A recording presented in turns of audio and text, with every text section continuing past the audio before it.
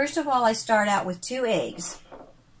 I crack my eggs on the edge of the counter because it usually prevents you from getting shells in there quite as much as compared to doing it on the edge of a bowl. I got the 2 eggs. Then I will take, and I'm turning my pan on to high to start out with. I'm just using a little bit of bacon grease. I prefer bacon grease because it adds really, really good flavor. After I cook my bacon, I cool it, pour it in a container, and store it in the refrigerator. You can also use butter or margarine or some type of oil, other oil, but this gives the eggs a really special flavor.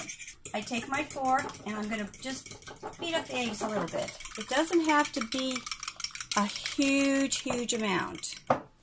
Then I add probably, for 2 eggs, about a tablespoon of water. The more you beat them, the fluffier the eggs will be. But, you know, if you're in a hurry, just get them beat together. I'm going to add some cheese.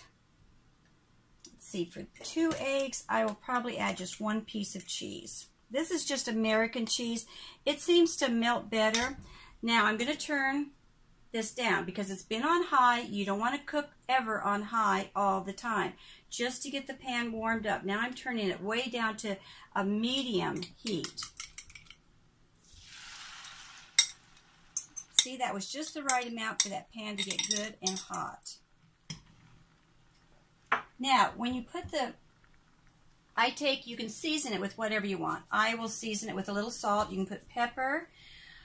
You could add, if you really wanted to, you can add anything to scrambled eggs, you know, peppers, green peppers, that type of thing, little bacon bits, ham bits.